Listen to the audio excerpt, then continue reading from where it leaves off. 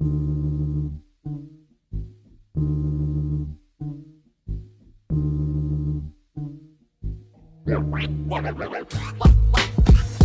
na naman ang nasa mic, yeah. Naghahanap ng alak para aking pampahype. Pag may narinig na beat, ako na ang nagre-recite. Ganadong ganado kapag na-feel ko na ang vibe. Ngayon kasama si Ronji since RSP.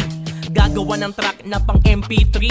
Nagsama lang ngayon kahit na busy, pero laman ng utak sa sulat ay DMT. Ops DK, nasa na ba yung JD? Nandito para mangulit na parang CKG. Don't worry kasi chill lang tayo sa Gedli.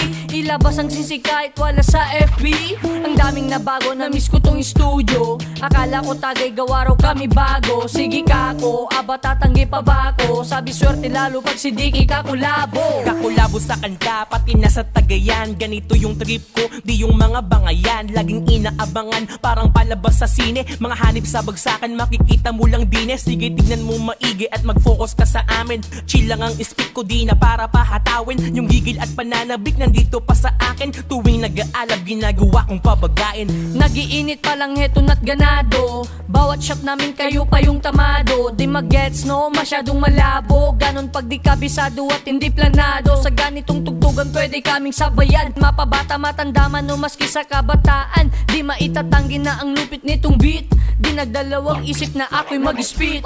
Nag-spit na nabik na naman sa ganito. Sa halip mainit tinodo ko kada bayo. Nag-adik sa kada ritmo, dito nalulong sa sining at sa musika. Ako nakakulong sa kalabog na humaling. Naging bukod tangay sa wakas natupad rin. Gusto na maaring maging ganto dahil ito aking inaasam. Pag merong gustong matutunan ay aking inaalam. Nakipagsapalaran sa mga bawat daan. Pwede mo kong sabayan pero di kayang angatan. Di pwede nangaratan porket nagkaposisyon. Malabong iyong tapatan, huwag ka nang mag-ilusyon. Di binitin ang mitiin sa napili kong piliin. Ginawa ko ng gisingin ng diwa, di mainipin. Ang sarili ay binilin, pagbutihan at isipin. Napiliin mong silipin, tagumpay na iniisip.